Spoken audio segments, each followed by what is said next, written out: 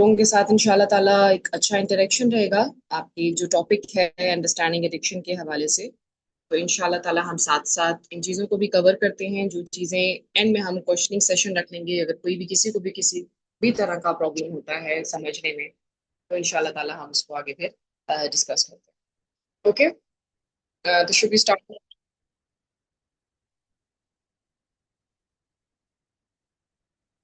Yes, yes, you can start. Okay, okay जी। First जो हमारा हम एडिक्शन के ही टॉपिक को लेकर चल रहे हैं, तो सबसे पहले आप में से बहुत सारे लोग ऐसे होंगे जो कि एडिक्शन के बारे में बहुत ज्यादा नहीं जानते हैं, राइट? तो एडिक्शन के बारे में जब हम बात करते हैं, तो सबसे पहले अगर आप लोग स्लाइड देखें एडिक्शन की, तो यहाँ मैंने कुछ व्यूज लिखे हुए हैं इसके कि पहले क्या जाना जाता था एडिक्शन को लेकर और नया व्यू क्या है, एडिक्शन क्या चीज है। हमारे यहाँ सोसाइटी में पाकिस्तानी कल्चर के साथ में थोड़ा सा इसको रिलेट इस तरह से करना चाहूंगी कि हमारे मुआशरे में जो चीज समझी जाती है वो ये समझी जाती है कि जब कोई इंसान एडिक्ट है, वो किसी भी किस्म का नशा कर रहा है, किसी भी किस्म का ड्रग ले रहा है, तो फ्लॉ उस बंदे में है। उस बंदे को बार बार मलामत किया जाता है, उस बंदे को बार बार कहा जाता है तुम ऐसे हो, तुमसे हो नहीं रहा, तुम्हारे अंदर विल पावर नहीं है, तुम्हारी वीकनेस है, मोरल वीक हो। हम सारी चीजें इंटरनलाइज करवा देते हैं, इंटरनली एट्रीब्यूट करवा देते हैं उसकी तरफ, बट रियलिटी में ऐसा होता नहीं है। पहले जो देखा जाता था, पहले का जो व्यू है, जब एडिक्शन को नहीं माना जाता था कि ये एक डिजीज है या ये एक प्रॉब्लम है या ये एक डिसऑर्डर है, तो ये कहा जाता था कि actually people choose to do this, ये अपनी मर्जी से करते हैं, ये लोगों की अपनी चॉइस होती है और ये उसी के ही हिसाब में आके ऐसा करते हैं। बट जैसे जैसे नई रिसर्चेज हुई हैं, जैसे जैसे साइकोलॉजी ने इन चीजों को स्टडी करना स्टार्ट किया है, तो जो नया व्यू हमारे सामने आया है दैट इज कि ब्रेन और एनवायरनमेंट उस इंसान को जो एडिक्ट हो चुका है, the person who is having the substance use disorder जिसको हम कहते हैं, उसका ब्रेन और एनवायरनमेंट ने उसको ट्रैप कर दिया है उस कंपल्सिव साइकिल में। कंपल्सिव साइकिल से मुराद ये है कि वो रेपिटेडली वही चीजें रिपीट कर रहा है। यहाँ मैंने एक स्टेटमेंट ऐड किया that it is a chronic brain disorder. Chronic brain disorder involving biological, psychological and social factors. Biological से क्या मुराद है? बायोलॉजिकल से मुराद ये है कि उसकी जितनी भी न्यूरोकेमिस्ट्री है, ब्रेन केमिस्ट्री है, वो चेंज हो रखी है। साइकोलॉजिकल से क्या मुराद है? फंक्शनिंग नहीं कर पा रहा, नॉर्मल काम नहीं कर पा रहा, डिसीजन मेकिंग नहीं हो रही, प्रॉब्लम सॉल्विंग नहीं हो रही है, कोई भी जिंदगी का नॉर्मल चीज है उसको वो हैंडल नहीं कर पा रहा। सोशल फैक्टर्स क्या हो सकते हैं? जॉब सिनेरियो में है, वहां से कट ऑफ हो गया है, वहां आगे नहीं चल सकता। फैमिली के रिलेशनशिप्स खराब हो गए हैं, घर वालों के साथ लड़ाई झगड़े होते हैं। तो जिंदगी का हर पहलू उस एक प्रॉब्लम की वजह से मुतासिर हो रहा है। सो एडिक्शन एक रिलैप्सिंग कंडीशन भी है। रिलैप्सिंग कंडीशन का मतलब ऐसा है कि ये किसी भी जिंदगी के वक्त में ये आपको दोबारा हो सकती है। A person with the problem of addiction can relapse any time, अगर तो उसको वो प्रॉपर एनवायरनमेंट और वो प्रॉपर सपोर्ट सिस्टम ना प्रोवाइड किया जाए जो उसके लिए जरूरी है। इसमें यहाँ पर मैंने एक स्टेटमेंट ऐड किया है, addiction is a chronic relapsing condition in which a person becomes compulsively engaged in using a substance like drugs, alcohol, nicotine और engaging in behavior। अब एडिक्शन सिर्फ एक तरह की नहीं है। हम ड्रग्स की बात करते हैं तो ड्रग्स की तरफ जाएं, यहाँ पर हमारे पास अल्कोहल है, निकोटीन है जिसको आसान अल्फाज में कहा जाता है, चर्स है, शराब है, अफीम है, नींद की गोलियां हैं, खांसी का शरबत है, लोगों को उस चीज की भी होती है एडिक्शन। फिर कुछ बिहेवियरल एडिक्शन होती है, जैसे गैम्बलिंग हो गया, जुआ खेलना, इंटरनेट की एडिक्शन, पॉर्न एडिक्शन। तो ये सब जानते हुए कि इसके क्या नुकसानात हैं आपकी रिलेशनशिप्स पे, आपकी हेल्थ पर, आपकी डेली फंक्शनिंग पे, पीपल स्टिल यूज इट। उन चीजों को फिर भी वो इस्तेमाल करते हैं। ऐसा क्यों है, इस चीज को हम अभी आगे देखें। तो इसको ब्रेन डिसऑर्डर कहा जाता है क्योंकि ये पूरा सिनेरियो चेंज कर देता है कि किस तरह से आपका ब्रेन का रिवॉर्ड सिस्टम काम करेगा, किस तरह से सेल्फ कंट्रोल हो सकता है और कितना है कि ये आसान या मुश्किल है किसी इंसान के लिए इससे रुकना। नेक्स्ट स्लाइड पे आप लोग देख रहे होंगे कि इसके फीचर्स क्या हैं। क्या होता है जब आप किसी एडिक्ट के बारे में बात करते हैं, तो किन चीजों पे या क्या सिनेरियो होता है जिसको हम देखते हैं। सबसे पहली चीज हम कहते हैं कि जी, एडिक्ट होने की क्या निशानी है कि उस इंसान को क्रेविंग्स हो। क्रेविंग्स किस चीज की होंगी? अभी अगर हम बात करें, मैंने भी बात की है, एडिक्शन में या तो सब्सटेंस की एडिक्शन होगी या किसी बिहेवियर की एडिक्शन होगी। तो क्रेविंग क्या है कि एक डिजायर है, किस चीज की? एक अर्ज है कि आपने उस चीज को, उस नशा जो भी आप ले रहे हैं उसको बार बार इस्तेमाल करने की एक ख्वाहिश है, एक अर्ज है, ठीक है। और वो ऐसी है कि जो आपके कंट्रोल से बाहर है, जिसके मामले में लॉस ऑफ कंट्रोल को आप आसान अल्फाज में कह दें, वो बेबस, वो नहीं कर सकता, उसको कंट्रोल नहीं कर सकता, वो छोड़ना चाहे भी तो वो नहीं छोड़ पा रहा। क्यों? नेक्स्ट स्टेटमेंट है टॉलरेंस। टॉलरेंस में क्या है कि टॉलरेंस अब बढ़ चुकी है। मैं बहुत आसान तरीके से इस चीज को समझाऊंगी कि जब कोई इंसान पहली दफा कोई नशा करता है, जैसे मैं बात करती हूँ, अगर वो कैनबिस लेता है या वो अल्कोहल लेता है, पहली दफा लेता है और उसका बस बहुत ज्यादा हाई जाता है, ठीक है। और उसके हाई होने के बस की वजह से क्या होता है कि जो फर्स्ट टाइम उसको बज मिलता है, न्यूरो का सारा गेम चेंज हो जाता है, ठीक है। और हो सकता है जो फर्स्ट टाइम वो नशा लेता है उसका असर वो 3 से 4 घंटे तक रहता है, बट जैसे वो एडिक्ट हो जाता है, लेकिन चर्च का सिगरेट वो वही पी रहा है, बट अब जो उसका असर है वो 10 मिनट, 5 मिनट, 15 मिनट, और फिर दोबारा उसको क्रेविंग होती है कि इसको दोबारा लेना चाहिए। इसका मतलब ये है कि पहले जो उसको बज मिल रहा था उसको वो बज नहीं मिल रहा। इट मीन्स कि उसके न्यूरो की जो टॉलरेंस है वो बढ़ चुकी, ठीक है। मतलब सब्सटेंस डिमांड और सप्लाई का काम है, डिमांड अब ज्यादा हो रही है, उस थोड़े से काम नहीं चल रहा। वो एक सिगरेट पहले लेता था कैनबिस का, उससे उसको सुकून आ जाता था, प्लेजर मिलता था, मगर अब वो एक सिगरेट काम नहीं कर रहा, अब वो 10 से 15 में, 15 से पूरी डिब्बी में कन्वर्ट हो जाता है। विड्रॉल्स क्या है? अगर कोई इंसान छोड़ना भी चाह रहा है, अगर कोई इंसान जो कि इस लत में लग चुका है वो उसको रोकना भी चाह रहा है, बट प्रॉब्लम कहाँ आ रही है? अनप्लेजेंट फिजिकल और इमोशनल सिम्टम्स हैं जिसकी वजह से उसके लिए रुकना मुश्किल है। बॉडी पेन्स होंगे, बॉडी एक्स हैं, इमोशनल कंडीशन अपने आप को कंट्रोल नहीं कर पा रहा, स्ट्रेस हो रही है, एंजाइटी हो रही है, अच्छा महसूस नहीं कर रहा, फिजिकल सिम्टम्स आ रहे हैं, तो वो उसकी वजह से उसके लिए उसको रोकना मुश्किल है। विड्रॉल्स को आप आसान अल्फाज में, जो हम लोग जब काम करते हैं ऐसे क्लाइंट्स के साथ, तो उसका आसान अल्फाज है कि उनको उस चीज की थ्रोटक होती है। थ्रोटक मीन्स कि विड्रॉल्स हो रहे हैं, वो उस चीज को बर्दाश्त नहीं कर पा रहे हैं, उनके लिए मेडिकेशन फिर बहुत ज्यादा हाई करनी पड़ती है ताकि वो जो तकलीफ है जिसकी वजह से वो दोबारा रिलैप्स की तरफ जा सकते हैं उनको वो ना हो। फिर कॉन्टिन्यूड यूज डिस्पाइट, हाँ पता है कि नुकसान कर रहा है, पता है प्रॉब्लम आ रही है, but they still they still don't stop, because किस वजह से? उनको इस चीज का रियलाइजेशन ही नहीं है कि हम कुछ गलत कर रहे हैं या हमारे वजह से कुछ प्रॉब्लम्स आ रही हैं। वो किस वजह से हो रहा है इसको मैं आगे डिस्कस करती हूँ, बट पता है कि सेहत खराब हो रही है, फिजिकल हेल्थ खराब हो रही है, सोशल हेल्थ खराब हो रही है, समटाइम्स ऐसे होता है लीगल इश्यूज में इन्वॉल्व हो जाते हैं, लेकिन फिर भी उसको लेते हैं। अब मैंने यहाँ पर थोड़ा सा एक स्लाइड्स कुछ ऐड किया एडिक्शन साइकिल की। एडिक्शन साइकिल को आप सिंपल यहाँ से स्टार्ट कर सकते हैं कि जब भी कोई इंसान लेता है तो वो सिर्फ इस वजह से नहीं लेता, कोई भी इंसान जब कोई भी ड्रग लेता है तो वो इस वजह से नहीं लेता कि उसने उसमें वो बनना है, एडिक्ट बनना है, ठीक है। वो ले रहा होता है, किसी दोस्त ने ले लिया, किसी दोस्त ने बताया यार ये ले, इससे बड़ा प्लेजर मिलेगा, इससे बड़ा फन मिलेगा, लो फील कर रहा है ये ले, हाई हो जाएगा, फोकस नहीं हो पा रहा ये ले ले। तो जो पहला जो एक आप ये समझ लें स्टेप होता है एडिक्शन की तरफ, that is short term gratification, ठीक है। शॉर्ट टर्म ग्रेटिफिकेशन ये होती है कि वो जो थोड़े देर का आपको सुकून चाहिए होता है वो आप उसकी वजह से ले रहे हैं। अब ट्रिगर कोई भी है, कोई एक इंसान है निहायत स्ट्रेस में है, घर में उसके कोई हालात अच्छे नहीं चल रहे, फाइनेंशियली बहुत वीक चल रहा है, आप किसी ऐसे दोस्त के पास चले जाएं जो कि ऑलरेडी ये चीजें ले रहा है, ठीक है, वो कैनबिस ले रहा है, फॉर इंस्टेंस अल्कोहल ले रहा है, आप उसके पास जाते हैं, तो जब आप उसके पास जाते हैं वो आपको कहता है यार इस चीज पे टेंशन की क्या जरूरत है, इसका एक सिगरेट ले ले, इसका एक अल्कोहल का एक सिप ले ले, देखियो तेरी जिंदगी की सारी टेंशन खत्म हो जाएगी। ये ट्रिगर है, ये वो प्रॉब्लम है जो, हाँ वो इंसान लो फील कर रहा था, बोर है, जिंदगी में कोई एक्साइटमेंट नहीं है यार, मजा नहीं आ रहा, कोई चीज है जो कि उसको बहुत कोई पुराना ट्रॉमा है वो उसको याद आ रहा है, और उस सिचुएशन में उसने वो ले लिया, वो नशा ले लिया, कैनबिस ले लिया, अल्कोहल ले लिया, आइस ले लिया, एनीथिंग, जब भी उसने वो ले लिया तो वो ट्रिगर कर गया।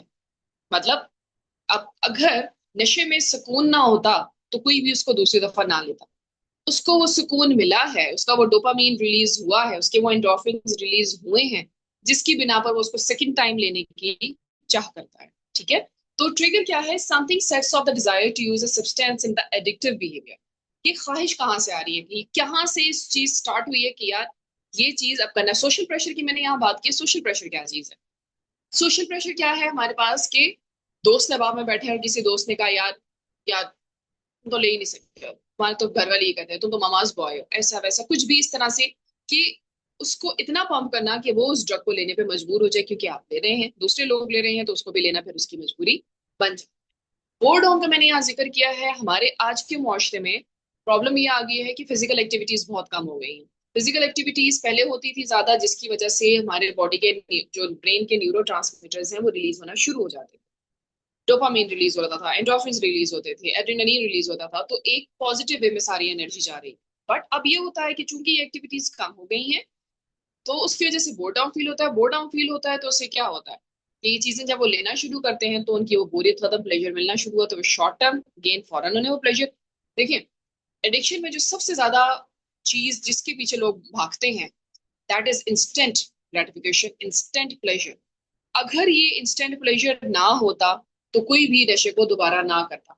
अगर फॉर इंस्टेंस एक चर्च का सिगरेट कोई पी रहा है और उसने जाके उसको रिवॉर्ड करना है या उसको सुकून देना है 10 घंटे बाद, ठीक है, या 5 घंटे बाद, या इवन 2 घंटे बाद, तो कोई भी दोबारा ना लिया, इतना वेट कौन करे। लेकिन जैसे ही आप उस ड्रग को लेते हैं, फौरन वो वाला सुकून जो आप चाह रहे होते हैं वो आपको मिलना शुरू हो जाता है, जिसे हम कहते हैं इंस्टेंट ग्रेटिफिकेशन। तो दोबारा उसको लेने की क्रेविंग हो जाती है। सेकंड जो हेडिंग में आ रहा है, that is craving. An intense urge develops driven by changes in the brain chemistry and learned associations. कि एक अब आप ये समझ ले, अब क्रेविंग हो रही है। पहली दफा आपको जो प्लेजर मिल गया, अब आपको दोबारा वही प्लेजर चाहिए, जिसने आपकी ब्रेन केमिस्ट्री को चेंज किया। आपके साथ आपने लर्निंग एसोसिएट कर ली कि यार मैं जब वो लिया था, मैंने जब वो सिगरेट लिया था तो मेरा तो ये मसला हल हो गया था। तो आप अब एंटिसिपेट करते हैं कि अब मेरा डोपामिन जो रिलीज होगा वो इसी सब्सटेंस को लेने की वजह से होगा। अब आपको प्लेजर किसी और चीज से नहीं मिल रहा जब तक आप उस चीज को ले नहीं रहे, उस नशे को ले नहीं रहे। यूजेस क्या है? The person uses the substance और engages in behaviour. Temporary pleasure चाहिए, रिलीफ चाहिए, स्केप चाहिए। आप बहुत ज्यादा स्ट्रेस में हैं, आप बहुत ज्यादा टेंशन में हैं, आप बहुत ज्यादा बुरा फील कर रहे हो, और जैसे ही आपको वो चीज मिल गई, आपको टेम्पररी रिलीफ मिल गया, स्केप मिल गया उस सिचुएशन से जिसमें आप फंसे हुए थे, तो आप रिलैक्स हो गए। आपने बहुत सारा लोगों को ये ले करते हुए सुना होगा कि हम सिगरेट इसलिए पीते हैं कि हमें सुकून मिलता है, हमारी टेंशन खत्म हो जाती है। ठीक है, वो इस वजह से क्योंकि वो जो फॉर द टाइम भी उन्हें रिलीफ मिल रहा है वो उससे। कॉन्सिक्वेंस इसके क्या हो सकते हैं? अब एडिक्शन साइकिल में अब कॉन्सिक्वेंसेस नजर आना शुरू हो जाते हैं। जब क्रेविंग बढ़ी है, यूज बढ़ना शुरू हो गया, तो नजर आना शुरू हो गया क्या कॉन्सिक्वेंसेस है नेगेटिव। गिल्ट हो रही है, शेम हो रही है। शेम की वजह से फैमिली में उठना बैठना कम कर दिया। पहले आप फैमिली के साथ टाइम स्पेंड करते थे, आप फैमिली के साथ आपने उठना बैठना कम कर दिया, अब आप बैठते नहीं है। फिजिकल हेल्थ के प्रॉब्लम्स आना शुरू हो गए, वीक होना शुरू हो गए, झूठ आपने बोलना शुरू कर दिया, फाइनेंशियल प्रॉब्लम्स आना शुरू हो गई, रिलेशनशिप खराब होना शुरू हो गई। क्यों? क्योंकि अब अपने आप को कवर अप करने की कोशिश कर रहे हैं कि यार मैं तो कुछ गलत कर नहीं रहा हूँ, या मैं कर भी रहा हूँ तो उससे क्या हो जाएगा, मुझे तो सुकून। रिपीट करना क्या है, हम अब वो बस ऐसी कंपल्सिव साइकिल में आ गया है जिसको ब्रेक करना मुश्किल है। ठीक है, जिस चीज को शॉर्ट टर्म ग्रेटिफिकेशन से स्टार्ट किया था, now it will and on the long term pain. पता नहीं चलता पहले एडिक्शन का कि क्या प्रॉब्लम हो रही है।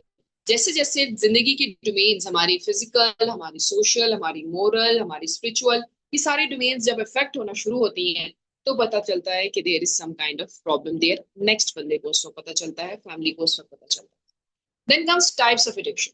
टाइप्स ऑफ एडिक्शन हमारे पास क्या है? दो तरह की है, सब्सटेंस एडिक्शन है और दूसरा हमारे पास बिहेवियरल एडिक्शन। सब्सटेंस एडिक्शन में हमारे पास क्या है? सब्सटेंस एडिक्शन में हमारे पास अभी मैंने बात की है, अल्कोहल है, निकोटीन है, प्रिस्क्राइब्ड मेडिसिन हो सकती हैं, जैसे अगर किसी की सर्जरी हुई और उसको कोई इंजेक्शन दे दिया। मोस्टली जो लोग इंजेक्टेबल्स पर होते हैं वो इसी वजह से होते हैं, अल्कोहल, ड्रग्स वगैरह वो इसी वजह से। बिहेवियर एडिक्शन में हमारे पास क्या है? गैम्बलिंग है, गेमिंग है, शॉपिंग है, सोशल मीडिया, फूड, पॉर्न, ये सब बिहेवियर एडिक्शन है। चाहे वो सब्सटेंस की एडिक्शन है, चाहे वो बिहेवियर की एडिक्शन है, ब्रेन दोनों चीजों में एक ही तरह से मुतासिर हो रहा है, दोनों के एक ही रिवॉर्ड सिस्टम ट्रिगर हो रहा है, और दोनों में एक ही तरह का इम्पल्स कंट्रोल सिस्टम इफेक्ट हो रहा है जो ऑल्टर्ड हो चुका है। ठीक है,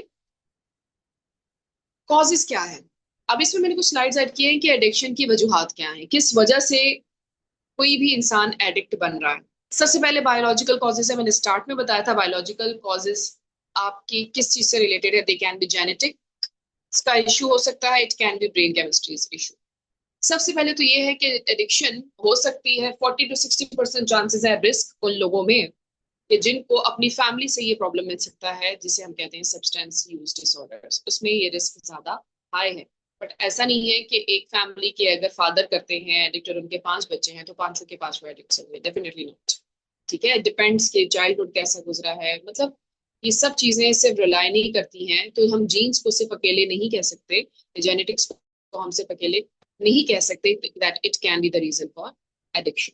ठीक है, देन जीन्स क्या अफेक्ट कर रहे हैं, ब्रेन कैसे रिस्पॉन्ड करता है किसी भी चीज पे, टॉलरेंस विड्रॉल सिविरिटी को कम करता है, इंपल्स कंट्रोल स्ट्रेस एक्टिविटी पे, ये जीन्स बड़ी हद तक डिपेंड करता है कि आपके अंदर कौन सा जीन ज्यादा डोमिनेंट है।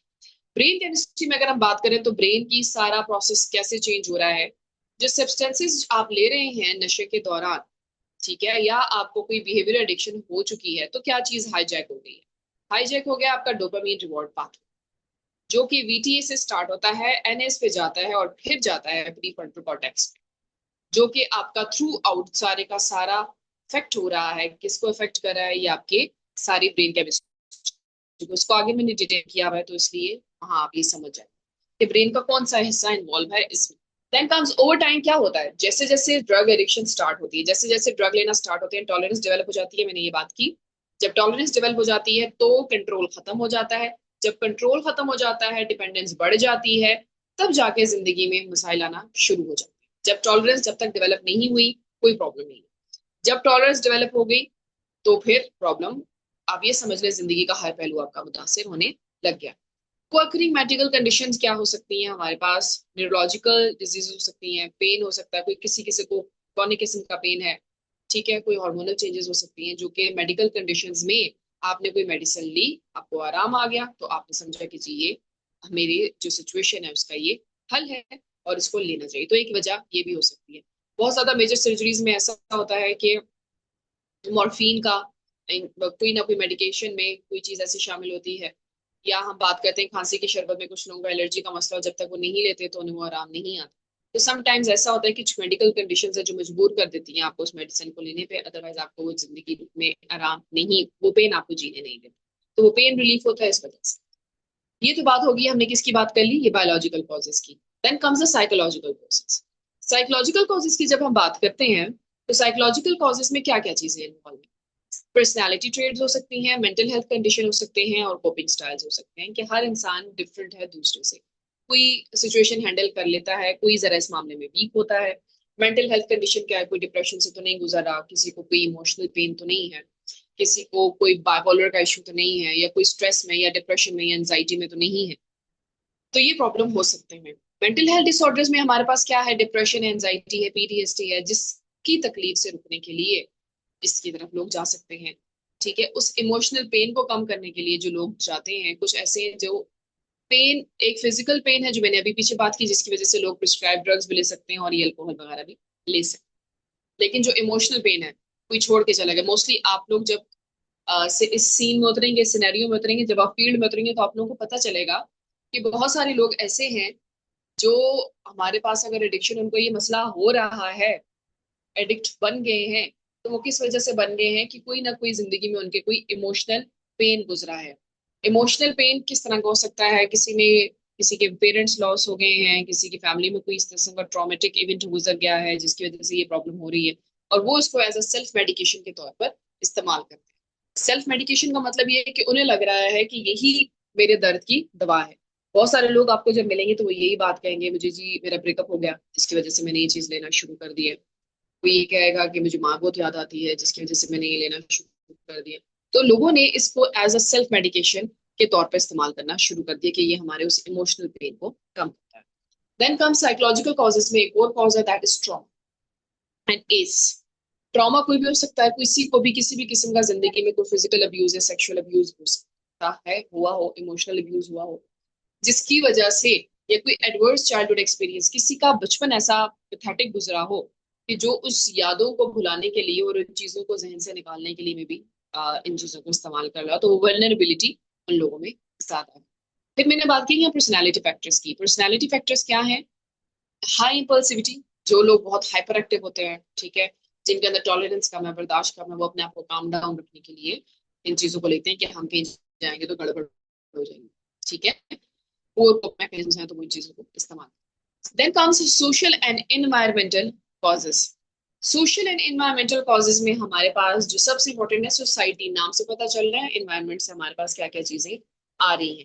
कॉन्टेक्चुअल फैक्टर्स में क्या आ जाता है, हमारे पास पीयर इन्फ्लुएंस आ जाता है। पीयर इन्फ्लुएंस में हमारे पास क्या है कि आप दोस्तों के साथ दोस्तों के साथ फिट इन के या ऐसे ग्रुप में हैं जहां लोग आपको नहीं जानते, ठीक है। आप ऐसी पर्सनैलिटी के मालिक हैं कि जहां आप थोड़ा इंट्रोवर्ट टाइप है, लोगों में ज्यादा घुलना मिलना नहीं चाहते, सोशल नहीं है, तो you are trying to fit in some kind of group. जहां आपकी यूनिवर्सिटी में या कॉलेज में आपने उस जगह अपने आप को फिट इन करना है, तो वहां उस इन्फ्लुएंस में आके आप उस चीज को ले रहे हैं। फैमिली इन्वायरमेंट भी ऐसा हो सकता है, डिसफंक्शनल फैमिली है, पेरेंट्स का हर जगह पर झगड़े होते रहते हैं, या आपको सुपरवाइज कोई नहीं कर रहा, सुपरविजन कोई नहीं है, घर में कोई डिसिप्लिन नहीं है, या पेरेंट्स में से कोई नशा कर रहा है या ये ड्रग्स ले रहा है, तो ये चांसेस ज्यादा हैं। एक वजह ये भी हो सकती है।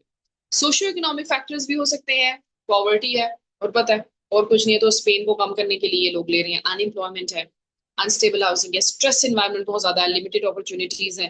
तो क्या करेंगे, तो जिंदगी में इतना गम है, इतना दुख है कि वो जो फरार का या एस्केप का जो जरिया है वो यही नजर आता है। फिर सबसे इंपॉर्टेंट चीज की अवेलेबिलिटी है भी कि नहीं है, या एक्सेसिबिलिटी है भी कि नहीं है। जिन लोगों को ये चीजें मिकदार में, अच्छी मिकदार में प्रोवाइडेड हैं या एक्सेस उनकी है, तो वो उनको इस्तेमाल, अल्कोहल हो गया, ड्रग हो गया, एडिक्टिव बिहेवियर्स, गैम्बलिंग, इंटरनेट, जो भी हुआ, किसी सोशल इवेंट में ले लिया, ठीक है, तो वो लोग ऐसे हैं जिनको ये चीजें अवेलेबल हैं जहां पर भी हो, जहां उनके लिए आसानी है हद तक पहुंचना। डेफिनेटली ऐसे लोगों के लिए भी चांसेस हैं कि अगर वो नहीं भी करना चाहते, तब भी वो मजबूर है उस चीज को करने के लिए। कोई भी छोटे मोटे ऐसा इवेंट हो सकता है जहां उन्होंने ऐसा लिया और उनका पेन कम हुआ हो, तो डेफिनेटली एडिक्शन के चांसेस ज्यादा है। मैंने आगे स्लाइड दी कि डेवलपमेंट की टाइमिंग क्या है, डेवलपमेंटल टाइमिंग कहाँ पर रिस्क है कि एक इंसान एडिक्ट हो सकता है।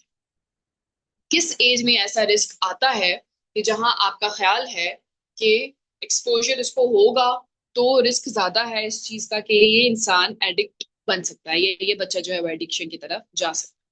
तो जो सबसे इंपॉर्टेंट एज है दैट इज एडोलेसेंस। एडोलेसेंस में हम बात कर सकते हैं 12-13 साल की उम्र से, जो स्कूल एज के बाद की एज है, 12-13 साल की उम्र से लेकर 17-18 साल तक की, ठीक है। इसमें टीन एज भी आ जाती है। एडोलेसेंस जो है बड़ी इंपॉर्टेंट एज है इस दौरान।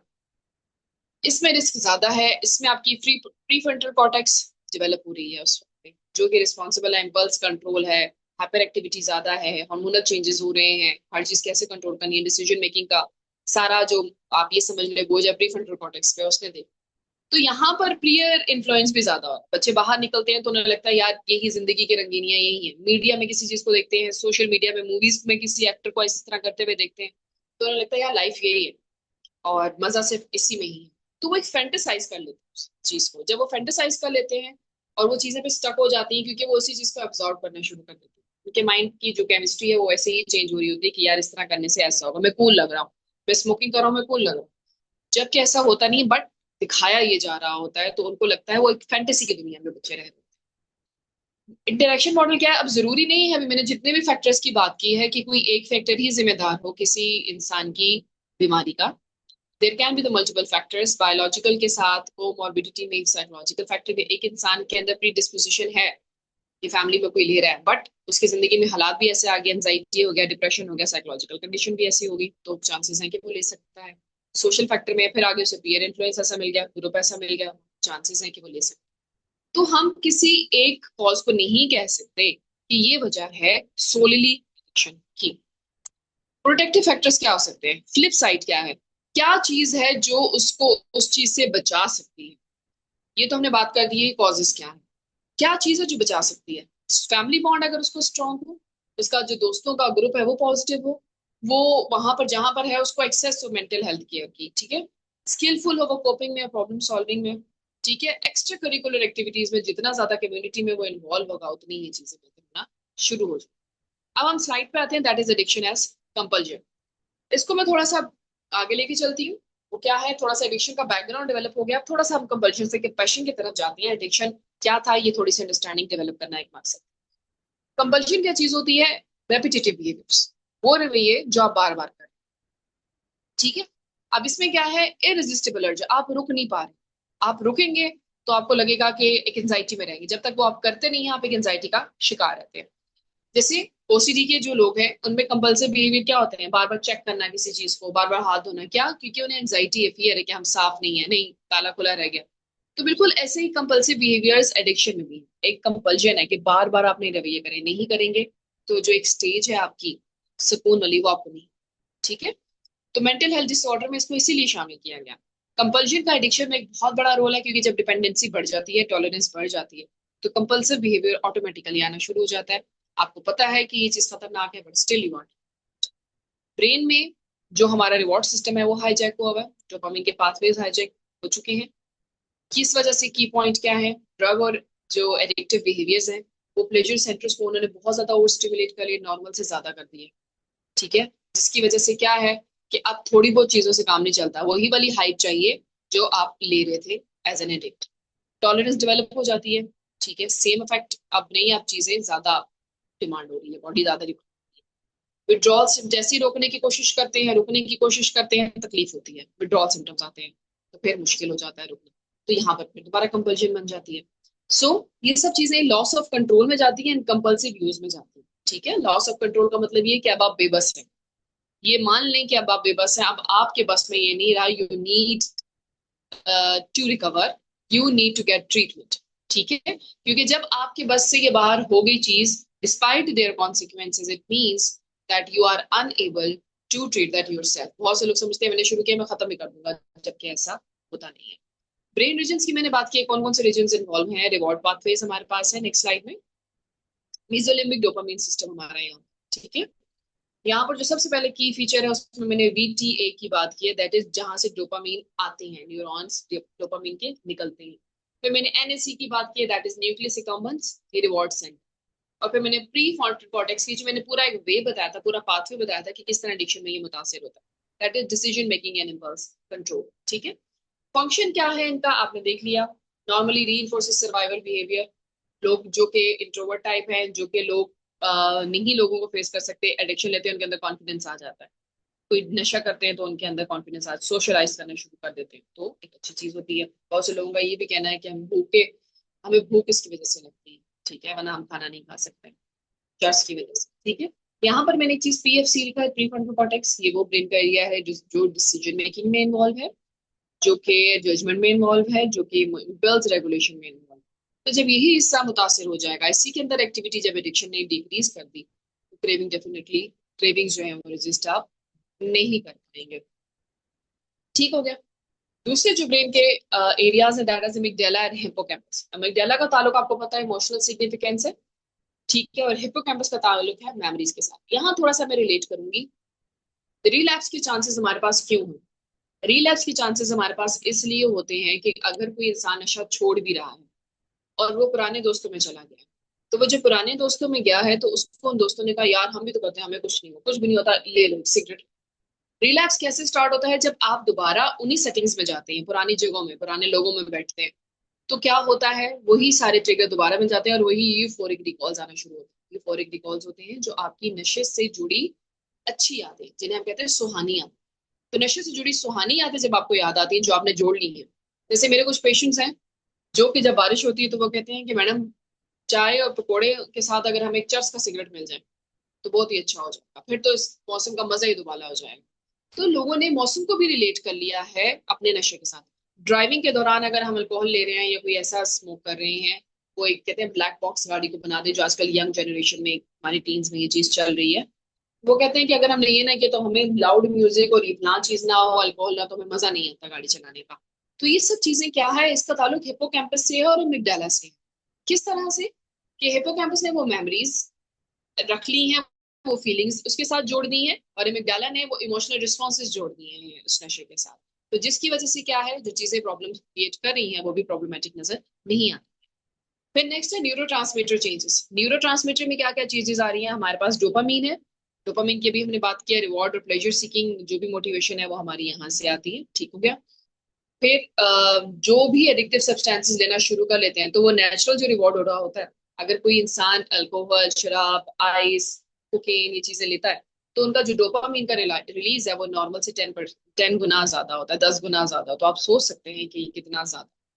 ठीक है, डोपामीन कोई भी ड्रग ली जाए उसमें ये एक्टिवेट होता ही है। ग्लूटामेट की अगर हम बात कर दें तो उसका ताल्लुक जो है वो हमारे लर्निंग और मेमोरी के साथ अभी हमने बात की है। तो जब वो ऑल्टर्ड हो जाएगा तो ड्रग सीकिंग हैबिट्स की तरफ हो जाएगा। गाबा और एंडोर्फिन्स का ताल्लुक जो है वो यूफोरिया से है। पेन किलर्स के तौर पे ये काम, मतलब जो पेन रिलीफ है उससे है। जो एंडोर्फिन्स है वो पेन रिलीफ के तौर पे काम करते हैं। ठीक है, और जो गाबा है वो हमारे पास काम करता है सिडेशन के लिए। ठीक है, गाबा का और ग्लूटामेट का मोस्टली अल्कोहल में ज्यादा रिलीज होता है। एंडोर्फिन्स का ज्यादा रिलीज जो होता है वो हमारे पास ओपिएट्स में होता है, जिसको हम हेरोइन कहते हैं या अफीम कहते हैं, उसमें भी ये चीजें हो सकती हैं। तो इसमें एंडोर्फिन्स मोस्टली वो लोग इस्तेमाल करते हैं जो इमोशनल पेन से गुजर, ठीक है। एंडोर्फिन्स हेरोइन वगैरह वो लोग यूज करते हैं। ब्रेन एडिक्शन में हमारे पास क्या है? एडिक्शन में न्यूरोप्लास्टिसिटी चेंज होगी, फ्रंटल कॉर्टेक्स मुतासर होगी, स्ट्रेस पाथवे हो गया, एमिगडाला ओवर एक्टिव हो गया, इंक्रीज एंजाइटी, प्रीफ्रंटल कॉर्टेक्स की एक्टिविटी कम हो गई और एमिगडाला का फंक्शन ओवर रिएक्टिव हो गया। तो जिसकी वजह से क्या है, हमारे पास की सारी प्रॉब्लम्स हो जाती है। क्रॉनिक क्यों है? क्योंकि ये बहुत, आप रुक भी जाए तो इंसान रोक भी दे नशा करना, तो फिर भी ब्रेन की जो चेंजेस हैं वो काफी लंबे अरसे तक रहती है। क्रेविंग्स और रिलैप्स के चांस फिर। समरी डायग्राम में मैंने वो सारा चीजें कर दी है। ड्रग और बिहेवियर स्टिमुलस क्या होगा, डोपामीन क्या रिलीज होगी, एनएससी क्या है, पीएफसी क्या है हमारे पास, इन सब चीजों को जो है वो हम लोगों ने देखी। ठीक है, ये सारी चीजें मैंने बात की, वो सारी समरी जो है वो इसमें आ जाती है।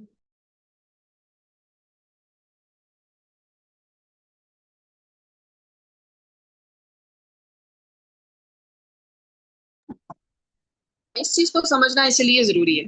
फिर न्यूरोलॉजिकल बेसिस में आ जाता है हमारे पास। क्लासिकल कंडीशनिंग का मैंने कॉन्सेप्ट दिया है और ऑपरेटिंग कंडीशनिंग का हमने दिया हुआ है। क्लासिकल कंडीशनिंग में हम लोगों ने क्या चीज बतानी है कि एसोसिएट कर दिया है, पैवलोव के प्रिंसिपल्स के मुताबिक क्या कर दिया, एसोसिएट क्या कर दिया कि आप हाई फील कर रहे हैं, प्लेजर है, आपने उस प्लेजर को इसके साथ रिलेट कर। फिर दूसरी चीज क्या है हमारे पास, कंडीशनिंग के साथ जैसे अपने मन कि आपने वो चीजें जोड़ दी हैं, वो नशा करना जोड़ दिया है उस चीज के साथ। वो कोई गाना हो सकता है, कोई दोस्त हो सकता है, कोई जगह हो सकती है, जो कि पहले न्यूट्रल स्टिमुलस था लेकिन बाद में उसके साथ हमने रिलेट कर दी। क्या हो गया कि ये सब चीजें जो है वो उसकी वजह से कंडीशनिंग कर दी, हमने उसके साथ रिलेट कर दी। फिर दूसरी चीज हमारे पास आ जाती है ओपरेंट कंडीशनिंग में कैसे एडिक्शन काम करती है। स्किनर के प्रिंसिपल के अकॉर्डिंगली कि आप कॉन्सिक्वेंसेस देख रहे हैं, लर्निंग थ्रू कॉन्सिक्वेंसेस क्या है, पॉजिटिवली रीइंफोर्स किया जा रहा है। पॉजिटिवली रीइंफोर्स किस तरह से किया जा रहा है कि ब्रेन रिवॉर्ड कर रहा है प्लेजर के साथ, ठीक है, अब रिपीट कर रहा है तभी बार बार उन चीजों को। नेगेटिव रीइंफोर्समेंट हमारे पास क्या है, ड्रग यूज जो है वो आपकी डिस्कम्फर्ट हटा रही है, आपको जो सैडनेस थी वो फीलिंग हटा रही है, इमोशनल पेन को कम कर रही है, दैट्स वाई आप उस चीज को रिपीट कर रहे हैं। तो मैंने कंडीशनिंग के साथ रिलेट कर दिया है कि ये सब चीजें कंडीशनड होती हैं, इसीलिए ये रिपीटेटिव होती है, कंपल्सिव होती है। कंपल्शन ये इसी वजह से होती है।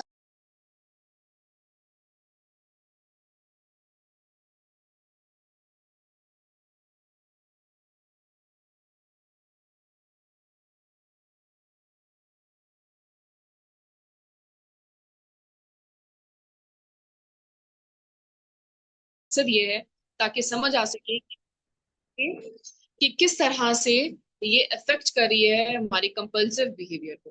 फिर उसके बाद नॉर्मल रिवॉर्ड सिस्टम क्या आ जाता है, reinforce survival behaviour, main pathways, ये हम चीजें वो हैं जो मैं प्रीवियसली डिस्कस कर चुकी हूँ, ठीक है। तो वो सारी चीजें मैंने यहाँ रिवॉर्ड और मोटिवेशन में कर दी है। मोटिवेशन शिफ्ट एडिक्शन में कैसे आता है? बिफोर एडिक्शन क्या होता है, motivation is to seek pleasure and satisfaction. पहले ये होता है कि आपको वो प्लेजर चाहिए, वो सेटिस्फेक्शन चाहिए। बट जब एडिक्ट हो जाते हैं, जब वो उसके आदी हो जाते हैं, तो फिर क्या वो शिफ्ट कहाँ चला जाता है, आपने उन विड्रॉल्स को जो आप छोड़ना भी चाह रहे हैं, वो डिस्कम्फर्ट आ रही है, वो विड्रॉल्स आ रहे हैं, तो उसको अवॉइड करने के लिए दोबारा लेना पड़ता है, क्योंकि वो ऐसी तकलीफ है जो बर्दाश्त नहीं हो सकती। इसकी वजह से क्या हो रहा है, प्रीफ्रंटल कॉर्टेक्स कमजोर हो रहा है, इम्पल्स कंट्रोल रिड्यूस हो रहा है। तो ये पावरफुल ड्राइव है टू सी द सब्सटेंस, ये किस तरह से मोटिवेशन चेंज हो जाती है आप एडिक्शन। न्यूरोबायोलॉजी मैंने ये सारी वो चीजें जो प्रीवियसली एक्सप्लेन किए हैं वो मैंने यहाँ पर लिख दी है। पीटीए का क्या क्या काम है एडिक्शन में, ये क्या कर रहा है, डोपामिन को रिलीज कर रहा है, रिवॉर्डिंग स्टिमुला है। फिर यहाँ पर मैंने बात की है एनएस की, यहाँ बात की है वो क्या कर रहा है, प्रीफ्रंटल कॉर्टेक्स का क्या रोल है और वो एडिक्शन में क्या कर रहा है, अमिगडाला का इमोशनल सिग्निफिकेंस कैसी है, हिप्पोकैम्पस का मेमोरी इसके साथ क्या है, वो जितनी भी कॉन्टेक्चुअल मेमोरीज हैं वो उसके साथ खुद को रिलेट कर रहा है। तो ये साइकिल ऑफ एडिक्शन में दोबारा यहाँ पर इसलिए लिखी ताकि आप इन सब चीजों के थ्रू उसके साथ रिलेट कर सके। ट्रिगर क्या हुआ, क्रेविंग क्या हुई, जब भी किसी एडिक्ट का डाटा लें तो पहले देखें ट्रिगर इसके लिए क्या है, इसके क्या ट्रिगर्स हैं, क्रेविंग इसको कब कब हो सकती है, कब कब ये यूज कर सकता है, कॉन्सिक्वेंसेस तो पता चल ही रहे होते हैं, बट ये चीजें कि हमें ट्रिगर्स को आइडेंटिफाई करना पड़ता है। एडिक्शन साइकिल का मैंने एक यहाँ पर टेबल सा बनाया हुआ, एक फ्लो चार्ट टाइप बनाया हुआ है, आप वो देख लें तो काफी अंदाजा ये हो जाएगा। इनिशियल यूज है जो कि क्यूरोसिटी की वजह से आप कर रहे हैं, स्ट्रेस को कम करने के लिए ले रहे हैं, मतलब फर्स्ट टाइम एक्सपेरिमेंटेशन है, कुछ नहीं होता, शुगल में ले लिया। लेकिन जैसे जैसे वो रेगुलर यूज में कन्वर्ट होता है, नहीं पता चलता कि वो रिस्की यूज में कब जा रहा है। जब वो रिस्की यूज में जा रहा है, डेफिनेटली प्रॉब्लम होना शुरू होगी, आपकी जिंदगी की नॉर्मल चीजों के साथ इंटरफेयर कर रहा है, टॉलरेंस डेवलप हो गई है इसका मतलब। तो फिर डिपेंडेंस बढ़ गई है। डिपेंडेंस का मतलब ये है कि अब विड्रॉल्स आने लगे हैं अगर आप उसको छोड़ते हैं, फिजियोलॉजिकल जो नीड है वो डेवलप हो गई है। फिर एडिक्शन में कन्वर्ट हो जाए, एडिक्शन में क्या होता है, लॉस ऑफ कंट्रोल हो गया। देन कम्स उसके नेगेटिव कॉन्सिक्वेंसेस। छोड़ना चाह रहे हैं 7th में, डिजायर टू क्विट है but you are unable to do that yourself. फिर विड्रॉल्स हैं, और फिर क्या, रिलैप्स है, क्योंकि उस विड्रॉल को आप हैंडल नहीं कर पा रहे तो आप रिलैप्स कर सकते हैं, दोबारा से आप यूज में जा सकते हैं। तो ये साइकिल बड़ी अच्छी तरह से उन सब चीजों को एक्सप्लेन कर रही है जो मैंने अभी डिस्कस की। अब लास्ट में जो हमारी चीज है वो क्या है, कंपैशन की तरफ कैसे जाना है। कंपैशन का मतलब ये है कि इसको समझना है कि एक स्ट्रगल है जो एक इंसान कर रहा है, ये कैरेक्टर में मसला नहीं है। ये इंसान जो है वो उस चीज के साथ लड़ रहा है। उसकी कोई, आपने इसको आइडेंटिफाई करना है कि जो एडिक्ट है, क्या जिंदगी में उसकी प्रॉब्लम है, उसकी मेंटल हेल्थ कंडीशन क्या है, सोशल प्रॉब्लम क्या है, ट्रॉमा क्या है, ये चीज आपने देखनी है। बजाय इसकी कि उसको मलामत करना, बार बार शेम फील करवाना और हर एक के सामने उस चीज का जिक्र करना, उसको हेल्प की जरूरत है, उसे एम्पैथी की जरूरत है, उसे सपोर्ट की जरूरत है। तो उसकी रिकवरी में क्या चीजें उसे हेल्प कर सकती हैं। कंपैशन इसलिए मैटर करता है क्योंकि ये स्टिग्मा कम करेगा। ठीक है, मदद के लिए वो जा सकेगा। जब उस पर बार बार स्टिग्मेटाइज नहीं किया जाएगा तो वो हेल्प के लिए भी रेडी होगा। थेरेप्यूटिक अलायंस को ये अच्छा करता है। थेरेप्यूटिक अलायंस जो एक थेरेपिस्ट और एक क्लाइंट के बीच का जो ताल्लुक है उसको बेहतर करेगा अगर एम्पैथी होगी और कंपैशन होगा। मतलब जब उस क्लाइंट की प्रॉब्लम को उसके अंदाज से समझा जाएगा। ये हॉलिस्टिक हीलिंग होती है एडिक्शन के लिए, और इसमें अंडरलाइन कॉजेस को आइडेंटिफाई करना जरूरी है। What compassion means in addiction, यहाँ पर क्या है कि एक इंसान की सफरिंग को समझना कि इसकी एडिक्शन के पीछे क्या चीजें हैं। कंपैशन का क्या मतलब है, उस इंसान को देखना, उसकी हेल्थ कंडीशन को देखना, ये मत समझना कि एक मोरल फ्लॉ। ठीक है, उसको रिस्पॉन्ड करना केयर के साथ, बल्कि ऐसा नहीं कि हर वक्त मलहमत। ठीक, कंपैशन जरूरी क्यों है। कंपैशन इसलिए जरूरी है कि साइंस ने जो उसके एडिक्शन ने उसके सारे ब्रेन सर्किट को चेंज कर दिया है, तो डेफिनेटली इसका ऑल्टरनेटिव हमें चाहिए होगा। तो वो उसी वक्त होगा जब उसे एम्पैथी शो की जाएगी। सिर्फ विल पावर से काम नहीं। जो लोग एडिक्शन में जाते हैं उनके साथ जिंदगी में जो मोस्टली जो लोग हैं, जो रिसर्चेस ये कहती हैं कि ऐसे लोग ट्रॉमा से भी गुजरे होते हैं, ऐसे लोगों को मेंटल हेल्थ चैलेंजेस भी होते हैं, जैसे कोई डिप्रेशन है, एंजाइटी है, शिजोफ्रेनिया है, बाइपोलर एनीथिंग। सोशल आइसोलेशन भी हो सकती है कि वो लोग हैं जो कि अपने सोसाइटी में फिट इन नहीं हो रहे होते। ठीक है, तो ये भी एक प्रॉब्लम हो सकती है। कंपेशन क्या करता है, उनके हेल्प के लिए उन्हें तैयार करता है कि वो सेफ फील कर सके। कंपेशन वर्सेस इनेबलिंग, क्या इनेबलिंग का मतलब ये आपसे बार बार मलामत करे, जैसे घर में का तुम तो हो ही ऐसे, किसी चीज के काबिल नहीं हो, घर में उसको जुताने दिए जाते हैं, या उसको मतलब आप ये समझ लें कि उसको बार बार ये बावर कराया जाता है कि तुम अच्छे इंसान नहीं हो। कंपैशन वर्सेस इनेबलिंग में मतलब ये है, दोनों में फर्क है। कंपैशन का मतलब ये है आप समझ रहे हैं कि उसका प्रॉब्लम क्या है, और बाउंड्रीज के साथ उसे सपोर्ट कर रहे हैं, ट्रीटमेंट को इनकरेज कर रहे हैं, शेमिंग को अवॉइड कर रहे हैं, और जजमेंट पास नहीं कर रहे, सिर्फ सुन रहे हैं कि उसका मसला क्या है। इनेबलिंग में क्या कर रहे हैं, आप अलाउ कर रहे हैं हार्मफुल बिहेवियर और उसको अकाउंटेबल भी नहीं ठहरा रहे उसके लिए। ठीक है, तो कंपैशन और इनेबलिंग में फर्क होना चाहिए। कभी कभार ये होता है कि घर वाले बार बार वो छोड़ना भी चाह रहे होते हैं, लेकिन घर वाले बार बार उनको वही चीजें रिपीट कर रहे होते हैं, तो वो कहते हैं ठीक है, जब नहीं करते तब भी सुनना ही है तो बेहतर यही कि कर लिया जाए। Then comes benefits of a compassionate approach, क्या क्या फायदे हो सकते हैं, जो स्लाइड है हमारे पास, दोनों में मैंने डिफरेंस लिख दिया है कि विदाउट कंपैशन क्या है और विद कंपैशन क्या है। कंपैशन नहीं होगा, एम्पैथी नहीं होगी, वो चीजें अंडरस्टैंड आप नहीं करेंगे, तो शेम और गिल्ट उसके अंदर आएगा। वो अपनी एडिक्शन की प्रॉब्लम को छुपाएगा, वो पनिशमेंट और जजमेंट आप लोग करेंगे, रिलैप्स के चांसेस ज्यादा हैं। जब कंपैशन होगा तो डेफिनेटली सपोर्ट सिस्टम उसके पास होगा, आउटकम्स आपको अच्छे मिलेंगे, हेल्प मिलेगी, और स्टिग्मा जो है वो कम हो जाएगा। कंपैशन जब आप प्रैक्टिस में करते हैं तो क्या क्या चीजें हैं कि आप जजमेंट किए बगैर आप किसी इंसान को सुन रहे हैं, आप उसमें कोई जजमेंट पास नहीं कर रहे, आपने ये इसलिए नहीं सुन रहे कि आपने उसको जवाब देना है या क्रिटिसाइज करना है, आप उसकी स्टोरी सुन रहे हैं। Then use person first language, आप बजाय इसके कि उसे एडिक्ट कहें, say person with substance use disorder, ये इंसान है जिसको ये बीमारी है। ठीक है, एडिक्ट कह दिया तो उसका मतलब है आपने लेबल लगा दिया। ठीक है, इनकरेज ट्रीटमेंट, साइकोथेरेपी हो सकती है, मेडिकेशन हो सकती है, सपोर्ट ग्रुप्स हो सकते हैं।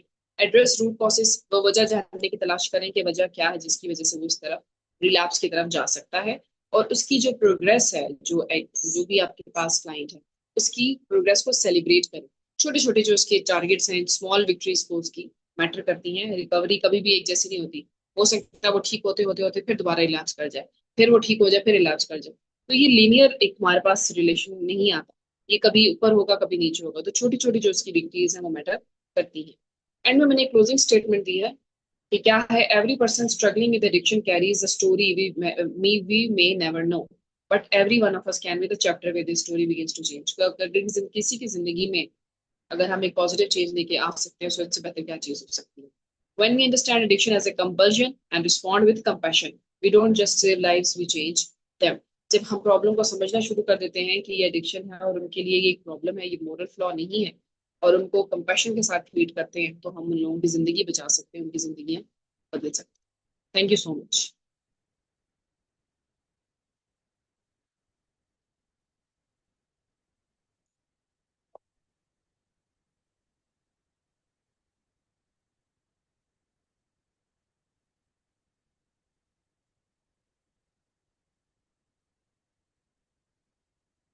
All right. Thank you very much for your insightful words. Now, time for the question and answer session.